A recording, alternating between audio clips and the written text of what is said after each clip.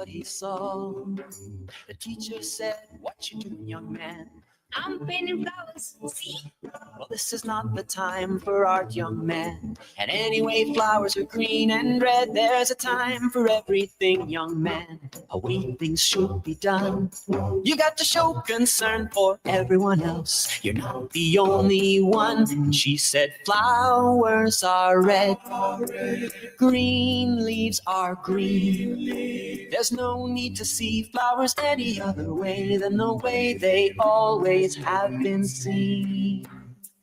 But the little boy said, "There are so many colors in the rainbow, so many colors in the morning sun, so many colors." Hey, let's go, let's grow. It is Sunday. And that means it's Green Thumbs Up Day. Assalamu alaikum. I am your host, Rabia Carvalho, and you are with Green Thumbs Up. We're that gardening and natural living show you didn't know you needed. And boy, have we got a special show lined up for you this morning. With me in studio is brother Asfath Fili. Assalamu alaikum. How are you? Wa alaikum salam. I'm good, and yourself? I'm good, alhamdulillah. We have a special show this morning, Asfath. How has your week been? I can't complain. Good. Now, why are It's stressful. long and stressful? It's towards the end of the year. You see, that is why. Now, why are gardeners such good friends, Asfath? Don't look at my notes.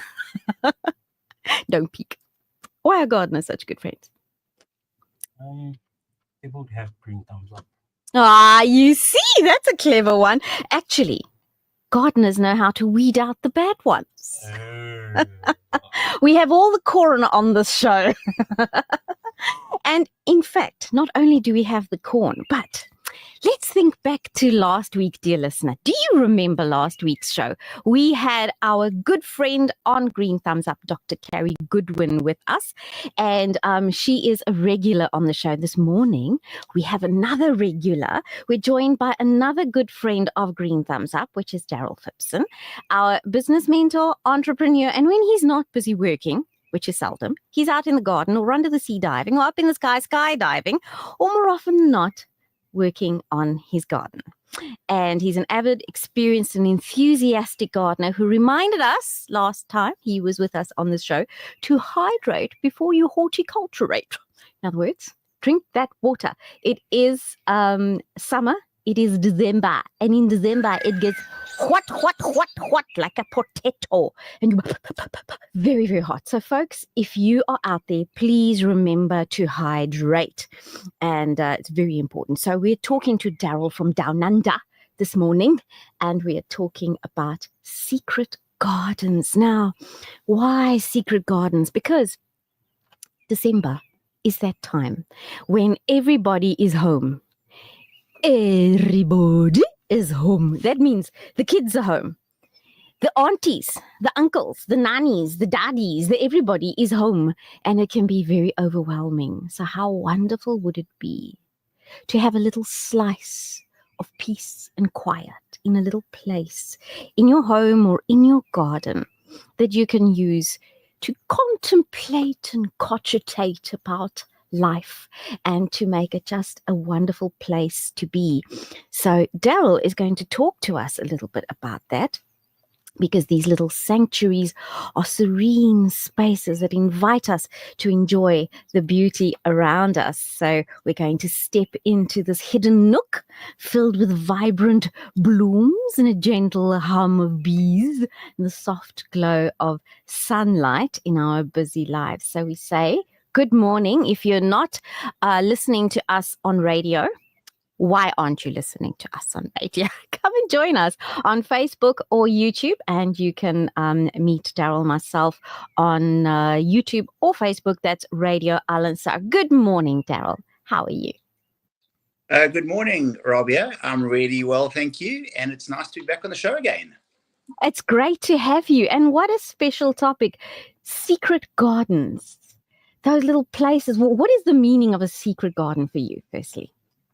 I think the meaning of a secret garden for me is a place where you can just get away, relax, and just be yourself and just to chill out. just a place to. Now, a lot of people may think, but I don't have the land to, I don't have a big yard. How do we get around that? Yeah, look, I think you're correct. That's a very big misconception. A secret garden doesn't have to be, or doesn't have to take up a big area at all. If you've just got a small little balcony, you can create something nice and quaint that'll do just well right there. Or just find a corner somewhere in your garden. You don't need to have acres. It just needs to be a small little place that is, like I said, quaint, that you're familiar with and that you feel comfortable in, and where you can basically just get away from the crowd and just spend some time to reflect. Yeah. And, some people can, if they have a bigger garden, you might want to dedicate an area of the garden to it. If you don't, then a balcony will do, little spot on the balcony, right? Or indoors, some favorite places. I remember growing up, laying in the bathtub, and my mother always had all sorts of things hanging. There was plants hanging off the ceiling. There were plants on the edge of the bathtub. You're getting careful not to knock things over. But that's a good place to have a secret garden, don't you think? Absolutely. As long as you are sort of surrounded by living matter, I think that's the important thing about it. If you just sitting on a balcony and there's nothing but bricks and metal and glass around you, it's quite a different experience compared to being in the exact same surrounding, but surrounded by plants, greenery, flowers, leafy plants. It really makes a difference to the atmosphere. And I think it has a calming effect. It does have a calming effect. There have been various studies done on the impact of the color green on the human brain. And these bioengineers talk about having green in your office and how looking at green helps to just kind of calm the mind. And it makes sense because it connects you back to nature. So for the listener at home, tell us, send us a little message and let us know, do you have a secret garden? Do you have a place of contemplation, perhaps on your balcony? The number to WhatsApp us on is 060 904 1056. And if you don't have, and you would like to create one, where would you ideally see yourself creating that? So let's talk, Darryl, about now somebody who's at home. Maybe they have a garden, maybe they don't. How would they kind of start off saying, I want to set up a little secret garden? What do they need to consider? Rabia, I think the first thing you need to consider is a space, and a space that you'll feel comfortable in. It doesn't have to be a big space, but it really just needs to be a space that allows you some peace and quiet and to contemplate. And, if you feel comfortable in that space, you can then create the garden around you.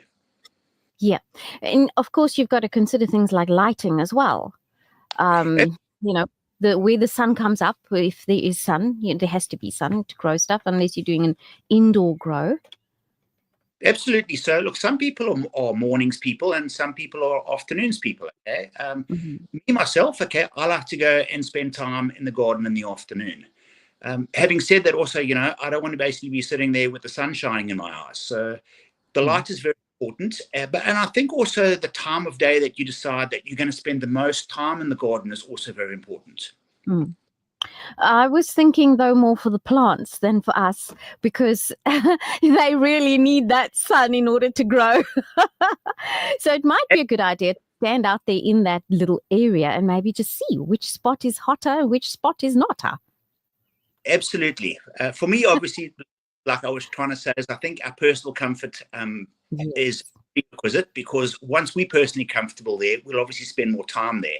And then 100% correct. You then basically want to organize your garden around plants that will be conducive to that environment itself. So what about then, so we're looking at the lighting and maybe beyond lighting of the sun, maybe there are lighting considerations one can have in the garden. I'm thinking, everything from little fairy lights to what are some ideas that our listeners could use? Rabia, again, I think it depends how much time you spend in the garden. I think if you spend your afternoons, early evenings in the garden, that's great. It's a time of the day where you can reflect back on things. For most people who have 9-to-5 jobs, it's a time of day where you don't have a pressing appointment happening. It's a time to unwind. And little solar lights are great. Another thing, and especially with Christmas coming up at this time of the year, is you can get those sort of solar stringed Christmas tree lights. They sell them in a lot of days, and it's something that you can use throughout the year. You can wrap them around a tree, or if you've got a small balcony, you can put them in your balcony. And then obviously as the sunlight fades, they create a beautiful glow, very nice atmosphere. Yes, so repurpose things from the krushmush and rather use them in our gardens. Absolutely. I love that solar lights idea. There's so much variety of solar lights nowadays. And I've also seen some other lighting recently, which are these LED motion detector lights, and they used to be quite expensive, but you can get them for next to nothing nowadays, and just kind of as you walk into the room, poops, the little lights go on, and you can position them on the wall and on the floor and all sorts of places if you're indoors. So talking about lighting, now let's talk about structure. What kind of things can we consider if we're putting together a little secret garden outdoors versus indoors? What might be the differences? Robbie, I think the most important thing is how much space you've got. So if you've got just a limited amount of space, primarily your structure wants to be more vertical than horizontal. So sort of using a lot of creepers. Creepers are great because you can obviously put them in pots up high against a wall or whatever, and then you can let them grow down. Alternatively, if you've got a lot more space, you can sort of use more potted plants, plants that basically start off at a low height, maybe 300, 400 millimeters in height. And then as you get further out in the garden, you would basically create or use higher growing plants so that it creates a nice atmosphere, and it creates a nice undulating atmosphere out. I like what you said about having the plants up high and then cascading down, because when I think of climbers, I always think you've got the pots on the bottom and then you've got your trellis up and things are climbing up. But why not the other way around?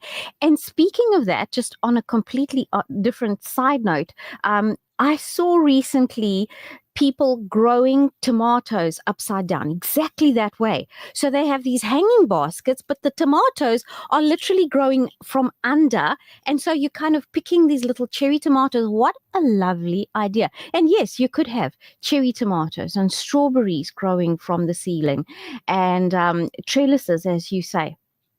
A lovely one, of course, to consider might be fragrances. We could incorporate fragrance into that scented garden, like jasmine. If you're wanting evergreen, dear listener, the star jasmine is great. If you're not too bothered about dead leaves and you're wanting more abundance of flowers, maybe in the jasmine family, the jasminoids, which just creeps all over everything. But Darryl, you mentioned also the structural elements of plants, and I know you spoke. We spoke about this show yesterday, and you said something about a golden plant in Australia. Tell us a little bit more about that plant. Yeah, it's called a golden cane. Basically, the palm, and they grow very quick. They grow very rapidly. You normally would sort of buy them in a nursery, and they'd be about 300 or 400 millimeters high. And if you keep them in a pot, they can probably get to about 1,500 millimeters. So they grow quite nicely. And obviously, as they get bigger, if you keep them in pots, you can just move them further out away from you as your garden starts to expand. And do they take up a lot of space? No, they don't take up a lot. They don't take up a lot of space at all, and they're really hardy plants. They don't need a lot of watering. They can take quite a lot of abuse, if you want to put it that way. Hardy abuse. They're pretty tough. Another thing about the plants, and just going back to what you mentioned earlier when we were talking about lighting, is a lot of people, when they light their gardens, they kind of have the lights out in the open. But if you use ambient lighting, if you take your lights, your LEDs, whatever they are, and you actually hide them or place them under the plants so that the light shine on the plants instead of shining out in the open. It really can create a really calming, soothing, and beautiful effect. Oh, very magical.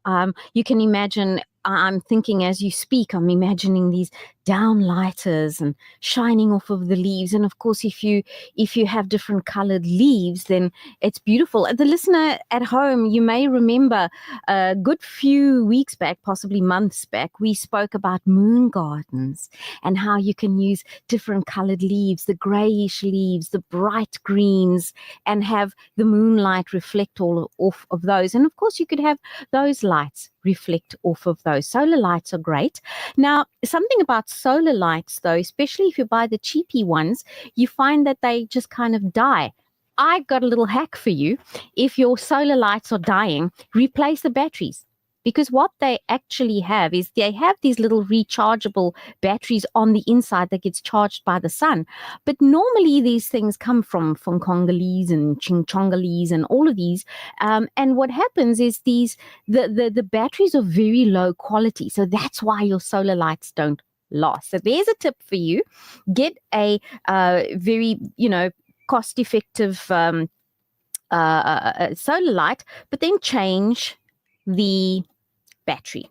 We have a message from Fatima Effendi. Happy 1st of December and a lovely Sunday. Beautiful picture of a cup of tea and some beautiful flowers. Absolutely beautiful. Thank you for sending this to us. So going back to our secret gardens, what about, so we've spoken about fragrance, we've spoken about lighting. What about bringing in interesting elements? What could you bring in to the garden that's not specifically plants to just make it more comfortable, warm, cozy? Well, Rabia, I actually have 2 secret gardens where I live here. One of them is probably an area which is about 6 meters by 4 meters, so it's a reasonably large size area. It's under an olive tree, and I've actually put a day bed there. So it's a nice place to just lie back and relax. Wow. And you can just lay there in the sun or lay there in the evening, I suppose, but not under an olive tree. Oops, olives falling on your head. We've got a few messages that have come in from Zarina. She sent us pictures of her comfort zone in the afternoon, and she's actually done exactly what we're saying. So she's got an area where there is a fruit tree. So I'm looking at lemon trees. I'm looking at a creeper. Is it that creeper? She's got some seashells suspended as well, and then a little table with some of the pot plants. So you could really make it look lovely, pots. And so a day bed is a wonderful idea. So I'm just getting this picture. You've got a day bed, that olive tree. Have you got lights hanging in it as well? Yes, we actually have some LED lights in it, which obviously switch on at night time. There's also a wind charm there. So when we get a little bit of wind, you get that beautiful little, the beautiful tingles that it makes. It's really beautiful. However, having said that, not everybody has a space for a day bed. So Yes. you really comfortable. So my recommendation would be, if you don't have that kind of space, or if a day bed is just too much of an investment or something, just get a deck chair. And if you deck chairs and a small little round table, makes a great place for 2 of you to hang out and have sundown, a nice orange juice in the evening, and just relax, absorb the atmosphere and have a chat. Lovely, lovely, lovely. Put your feet up. So something to sit on or something to lay on, something to put your feet up on. And of course, it could be a place for quiet contemplation. And I find, we're thinking about vertical spaces in the smaller areas. We're thinking about larger areas like the one that you've got. You've got a great big tree then, that being a structural element. For those at home who maybe have a smaller space and you're wanting to make the space seem bigger, look to the outer area of the garden and raise that up. In other words, whether you're going to, if you've got a wall, you can have a creeper going along the wall to make it green, because green makes the eye kind of makes the wall fade from the eye, or you can, as Darryl has done with his olive tree, you could actually have trees all around. I actually looked up that golden cane, and I see that we actually have them. And in fact, I have one in the garden as well. A message from Yusuf Patel that has come in. Assalamu alaikum. The mind is nothing but traffic of thoughts. Select your route carefully. Choose the flowery garden route, not the thorny one. Salams and dua, Yusuf Patel. What a lovely idea. Yes, of course, a place to think about it. Serena says the scent of the lemon is soothing. And then she also has lavender and the Mandela gold plant. So these are some lovely ideas. Of course, if you're wanting to go with roses, we are now in the summertime. So yes, you could still plant your roses. And, there's something especially beautiful about that. They call it the last roses of summer. Have you seen, Darryl, how as the summer comes to an end, there's nowhere near here, I mean, we're still in the thick of summer, the roses just get more beautiful. They get bigger, they're more fragrant. So we could incorporate roses. Absolutely. And something to also just pay attention to when you are choosing a place in the garden is pests, i.e. more mosquitoes. It's something that can very often be overlooked, and there's nothing more menacing than sitting in your secret garden and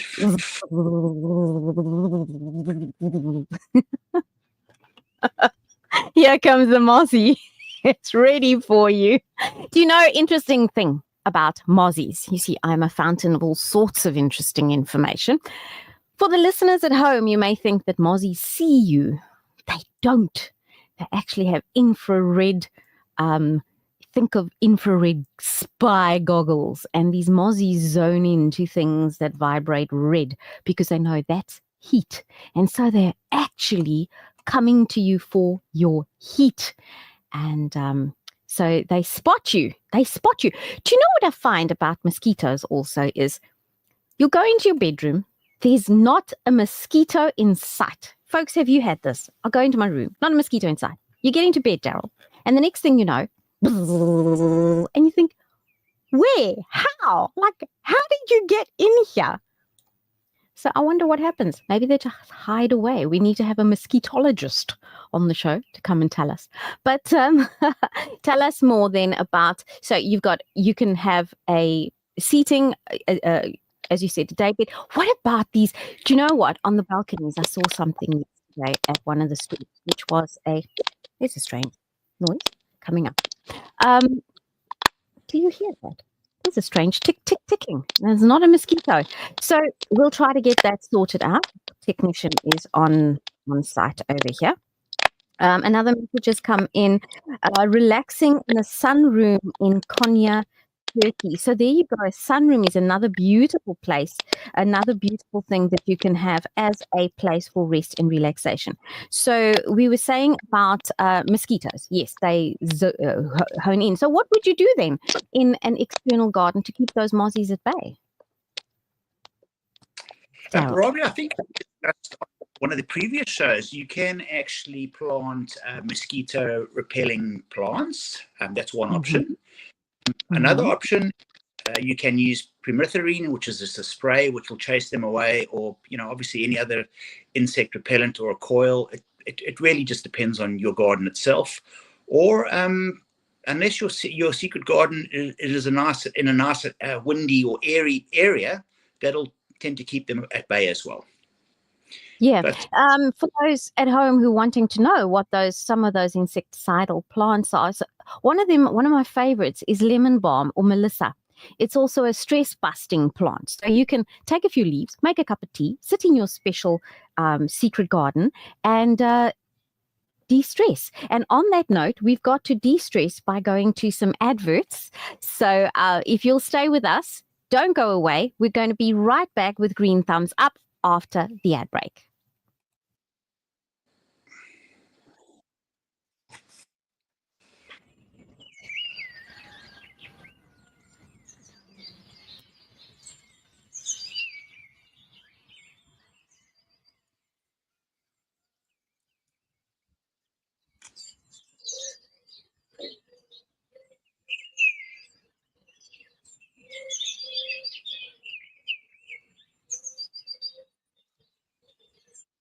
Radio Alansar, 24/7, 365. Vodacom Shop. For smartphones, laptops, routers, asset insurance, gaming, IoT, payment platforms, and the latest gadgets to always keeping you in the forefront of innovation and technology. Home and business internet to ensure that you have the best connection. Plug and play home internet to fully installed fiber. Our infrastructure provides a resilient platform for your critical business applications, which will help your business perform best. Vodacom Shop at the Pavilion Superstore 2.0, Westwood Mall, The Bluff, The Workshop Durban, Umlazi Mega City, Bridge City Kwamashu, Brookside Mall PMB, and the Nelson Mandela Square Sandton 2.0. Hey Irfan, have you heard about the Durban Summer Souk? It's happening from the 24th of December to the 5th of January at the Exhibition Centre. Yeah, I've seen the ads. Over 300 stalls, right? Local and international stuff. What's the deal? You think it's worth checking out? Absolutely. They've got food stalls, and I'm talking everything from burgers to sushi to street food. Could be a perfect excuse to leave the diet at home for the day. Well, I'm not complaining about that. Sounds like a good spot to take the whole family. You know, they've got entertainment every day, plus some carnival games for the kids. I'm sure my son would love that. Same here. And there are big prizes up for grabs as well. So who knows? I might win a brand new gadget or two. I'll believe it when I see it, eh? But hey, with all that's going on, it sounds like a great day out. From midday to midnight. So there's no rush. Exactly. Perfect way to kick off the summer. Shopping, eating, games. Sounds like the whole package. We should go together. Let's make a day of it. All right. You know what? You sold me. Durban Summer Souk. Here we come. Join Huda SA as we raise funds to complete phase 2 of the finishes of the Ilovo Masjid construction. We humbly request your generous Sadaqah Ejariya and Lillah donations. Your contribution helps build a masjid and earn everlasting rewards. For more information, contact Huda SA on 031 271 3049 or visit www.huda-int.org. Act now and earn your share of sawab. Donate today. Huda SA, building communities, strengthening faith.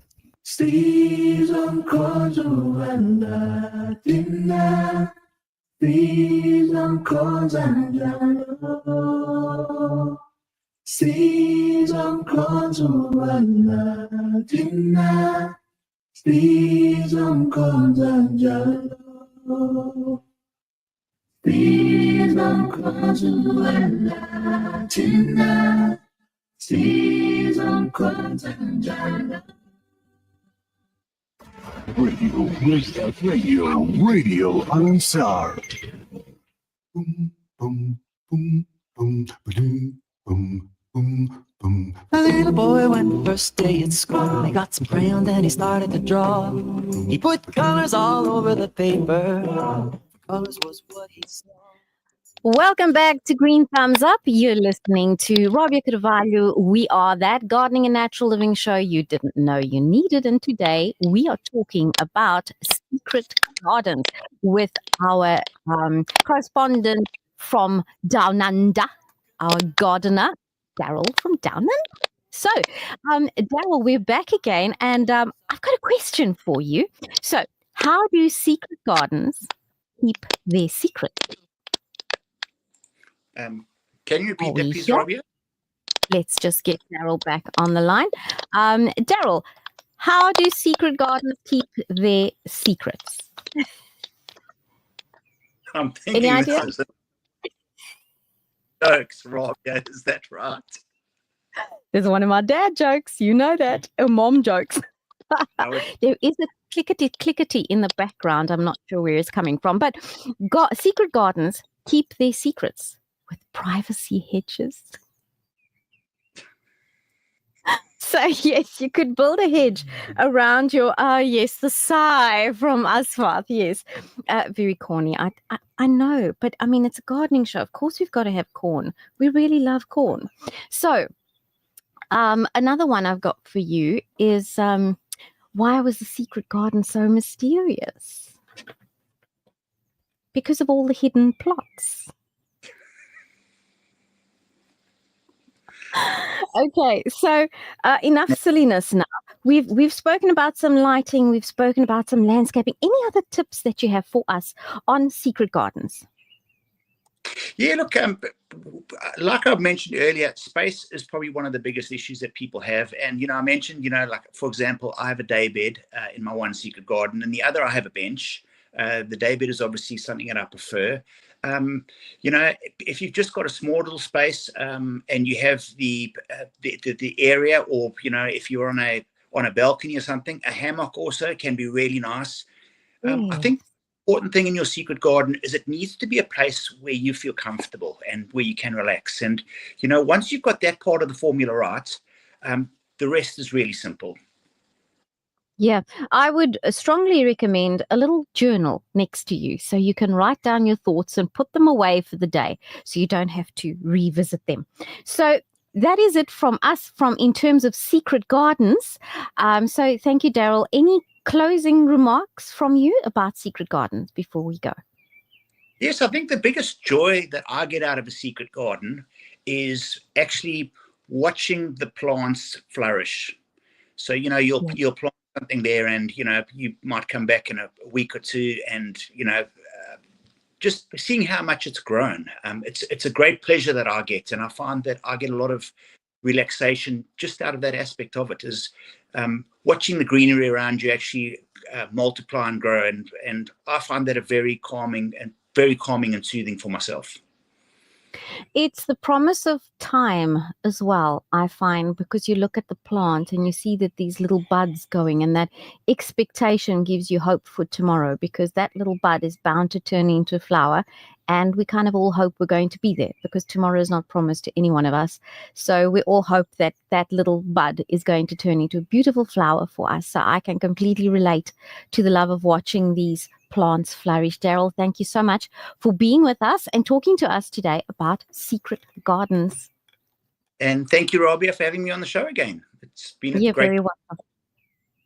There we go. There you have it, folks. So secret gardens, beautiful places. You don't need to have massive lands. It could just be a little place. And on the subject of these secret gardens, some people want a meditation garden. If you have the property, you could have a maze. You could have a stone walkway that you can use if you have the space, right? And as our guest said, space is the issue. But what about for our listeners who want a place to go and sit and just spend time with the divine? In other words, you're wanting a place where you can sit and contemplate and speak to your creator and turn it into a Quran garden. Now, that is an interesting topic because there are so many plants in the Quran. And in fact, Darryl mentioned an olive tree, which is one of those.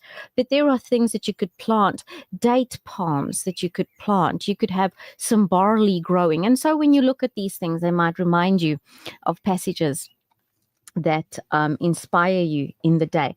Now, switching tacks from gloves on, we're going into Nature's Apothecary. I'm going to answer this question. There's a couple of questions that came in the week, and the first one is regarding restless legs, what to do for restless legs. So for restless leg syndrome, what I recommend is start off with magnesium. Make sure that you are taking enough magnesium. There are 4 different kinds of magnesium, but magnesium citrate is the one that is most common.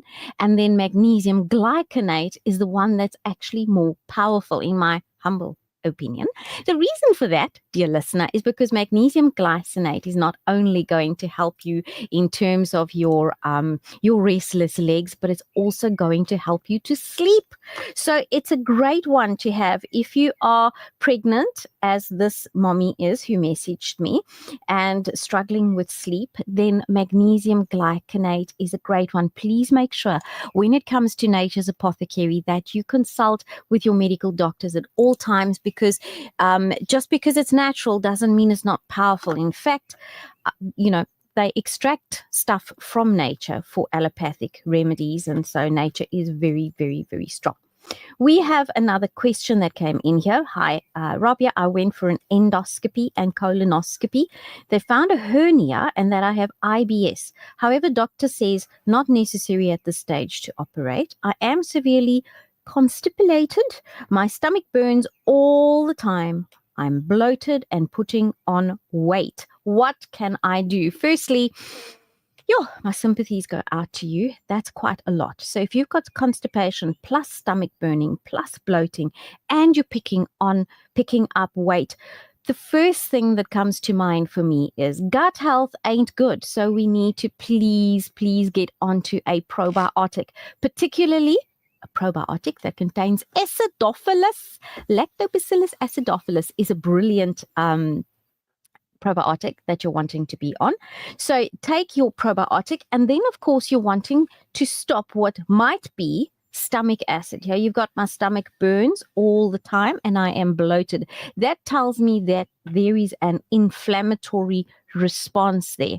So if it's inflammation, that inflammation can be coming from your constipation. What happens is that if you're constipated, the matter that we eat. So we eat and stuff moves along our digestive tract.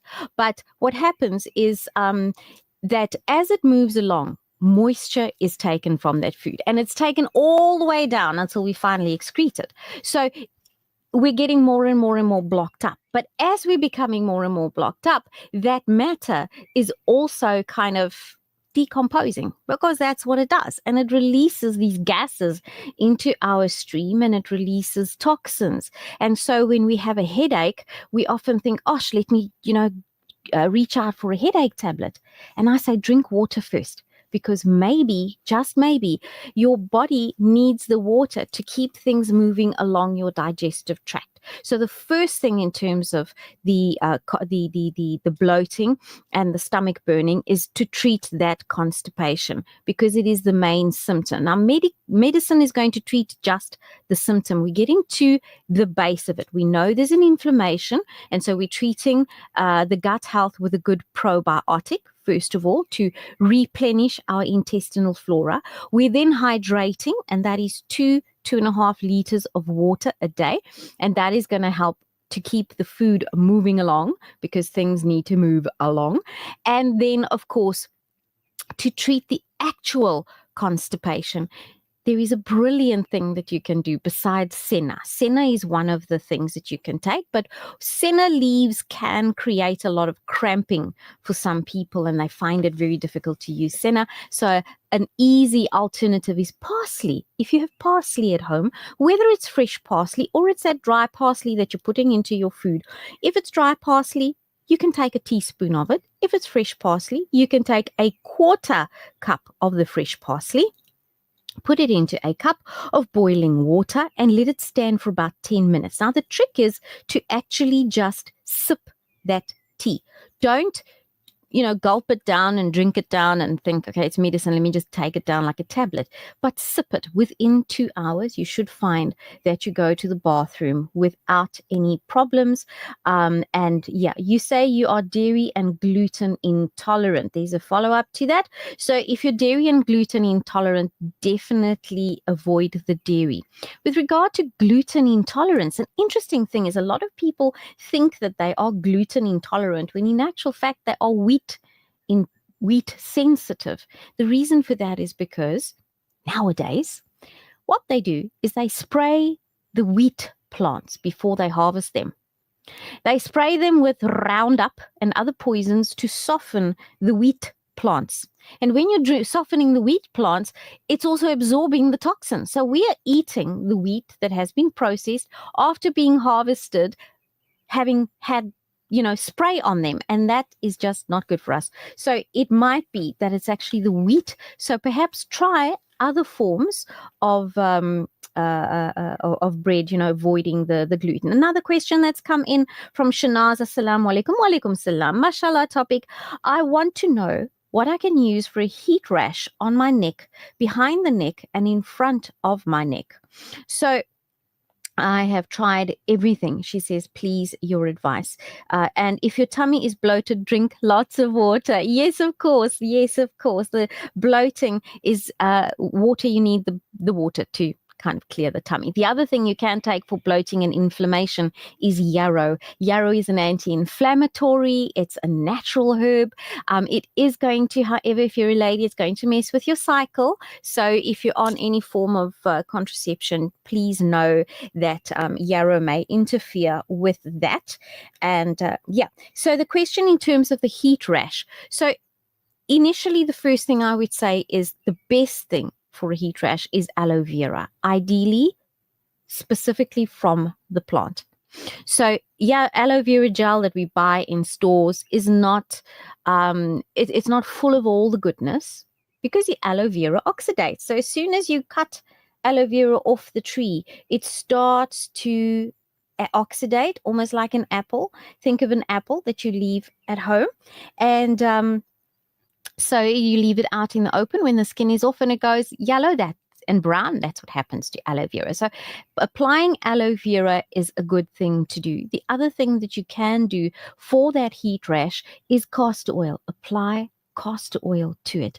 That is to soothe that heat rash that you're getting. But I would ask you to look into it, because if it continues, then there must be an underlying cause. And so you want to get to that underlying cause. Shanaz is saying, Jazakallah, you're very, very welcome, Ameen. So we're wanting to cross over this morning to find out a little bit more about something that's coming up in December. And what is coming up in December? It is Suk time. If you don't know yet, it is time for the Durban Summer Suk, and it is going to be bigger and better and bolder than before, because the Suk promises this year to really give us a big whammy. We have got we're going to be having a beautiful pavilion for Radio Al Ansar. So I hope you'll come and see us and chat to us at the pavilion. But on the line with us, just to give us a few kind of indicators of what has changed and what's coming up in the Suk, is our head of content, Muhammad Ayaz Kareem. Assalamu alaikum. How are you, Mac? Wa alaikum salam wa rahmatullahi wa barakatuh. Shukr, I am so excited and more excited about what's coming up for the Suk. And as the days move on, we're getting closer and the anticipation is building. Yes, it is.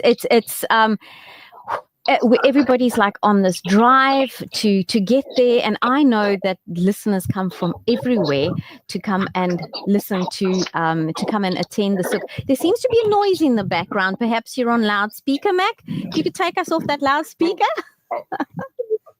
Yeah, so look, as always, I think the anticipation is building, but I think this year is going to be just a little bit more different. I think this is going to be one of the biggest and better Suks we've ever had. From what I know, from the details, there's steps been taken this year to just be more inclusive, bigger, better, and we have taken all the steps to make this more inclusive and just adapt. The Suk essentially comes down to shopping, family, and fun, right? Yes. But we have upped our number of vendors. I think they've almost doubled the number of vendors. There's also been a new push where we actually are now hand-picking vendors. So in order, obviously, if a business wants to come to Suk, you come through. But now our organizers have actually sat and sifted through all these applications to make sure that we have coverage of everything, right? But that goes beyond that. I'm sure, for all the, maybe the men focus in there, I don't want to be generalizing, they're not super excited about the shopping, or it's like you can't shop the whole day, but there are so many fun things. The rides, the amount of activities and entertainment, the comedy shows, the cooking demos. I mean, it's like it's non-stop and it's going to be constant. And I believe there's a puppet show for the little ones. To be honest, I can't wait to see this play out. There's so much for kids this year.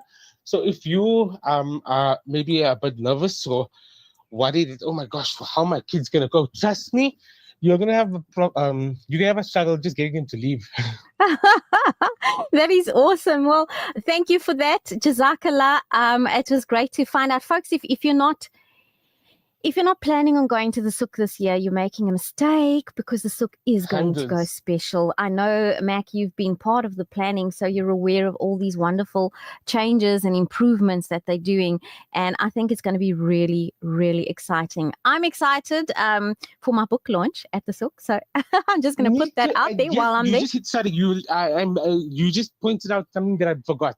The main thing is all your favorites from Radio Al Ansar, you will have every opportunity to interact with them, meet them, and see them. They'll be there every day, all the time. So if you're a fan and there's something in particular you want to see, you better pitch up because they're definitely going to be there. We're going to be there. Yes, we're going to be there. So you be there too. And it starts on the 24th of December, and it runs up until the 5th. Run up to the 5th of Is it the January. 5th or the 6th? I had it down as the 5th. So if we have an extra day, that'll be phantasmagorically fantastic. So Jazakallah for being on the show and giving us a little bit of a rundown on the souk. Folks, if you're home, get ready, get your kids, and know that, you know what, if it's just been a lot and you don't have a secret garden, there is always the souk. So go there, let the kids have some fun. You got food, you got fun, you got festivities, you got laughter, you've got shopping, and you can spend time with family and friends. So all the F's for a fabulous, fantastic time. Jazakallah, Mac. Assalamu alaikum. Thanks for letting us in. So folks, we've got a little message that came in. This is my secret garden keeps me distressed, and that is from Sister Hafiza. She sent us a whole video of her plants, and she's actually used succulents, which is wonderful. She's got some succulents going. And then Brother Yusuf says, Salams Rabia. Wa alaikum salam. Will the seed of a ripe mango germinate, or do I have to plant a green mango seed to have a mango tree? Well, actually, you need a ripe mango. So you got it. As you finished eating your mango, very, very gently pry open that pip and pull out the seed. It looks like a white kidney bean. Do not damage the little piece that comes out of the center where that, so you got the round part of the kidney bean, and then you got where it kind of closes in on two sides. I don't know how to. So imagine a heart without the pointy part, right? That center where the two parts of the heart meet at the top. That is, if you're on YouTube, you can see that little center. There's always a little bit of something growing there, that like an umbilical cord connecting the seed to the pod. You're wanting to preserve that and not break it off. You can then either put it directly into the ground, or you can have the kids put it into cotton wool and keep it moist and watch the root grow. And once the root has grown, you can put it straight into the ground, Yusuf. So that is what you can do. Shanaz says, I just wish someone too could take me. I've never been to the souk. It's my second year in Durban. Wow. Goodness me. You must simply come to the souk. Call a friend, family members, and get on that bus and come through. So we've got Assalamu alaikum, another message from Khadija. Lovely show as usual. My grandson is only 22 years and he's losing his hair. What remedy can I use? Firstly, identify if he's under a lot of stress, because often at that age, they're studying, starting work, the hair starts to go. So addressing the stress levels is a really good thing to do. Secondly, make sure that the gut health is optimal. Get that probiotic into him and avoid the sugars. Thirdly, for the hair itself, a supplementation of biotin is going to be very helpful. So biotin, biotin, is great for hair. So that is internally. And of course, make sure he's on a good multivitamin to support the immune system. And lastly, on the hair itself, here's something you can do. Make yourself a cup of rosemary tea. Use fresh rosemary, a quarter cup, or dry rosemary, a teaspoon, in a cup of boiling water. Let it stand for a little while, then strain it, pour it into a spritz bottle, and you would spritz the hair. Very important, whenever he's in the shower, whenever he remembers, to turn his head upside down, facing down, and massage the scalp. We want the scalp moving because we want blood flow to the hair follicle so that we don't lose more hair. In terms of shampoo, try to switch to a sulfate-free shampoo so that you don't have stuff that's kind of getting rid of the hair that you actually do have left, and that should help to raise the hair. In terms of oils that you can use on the hair, we did speak about this last week, but just to recapitulate, you've got your olive oil, your coconut oil, mustard oil. It's very, very strong smelling, but it works very well. And of course, castor oil being very difficult in the hair, but do not use black Jamaican castor oil. It's too acidic. It's going to break off the hair, and I don't understand why they sell black Jamaican castor oil as the thing for hairs, because it's not the thing for hair. And in fact, it's definitely not. So use the plain old BP grade castor oil. You can apply it, rub it onto the scalp. The important thing is to keep the scalp moving, not to rub it, but to actually massage it so that it grows, so that the hair can grow. And that is us for today on the show. Green thumbs up. Please stay tuned for Sister Salma KW. Sister Salma Kazi Wahab is coming up with the Sunday Lounge, and she's going to keep you entertained and keep you feeling spiritually uplifted with her most beautiful nasheeds that she always curates for us every week. So stay tuned, and we will see you next week. If there's any topics you would like us to approach, by all means, you need to WhatsApp us that so that we can include them for you. 0609041056, and those messages will be relayed to me. If you want to find me, Life Coach Rabia on all the socials. Until next week, remember, today is a beautiful day to be happy. Assalamu alaikum from me and the team. Assalamu alaikum wa rahmatullahi wa barakatuh. The only one, she said, flowers are red, green leaves are green. There's no need to see flowers any other way than the way they always have been seen.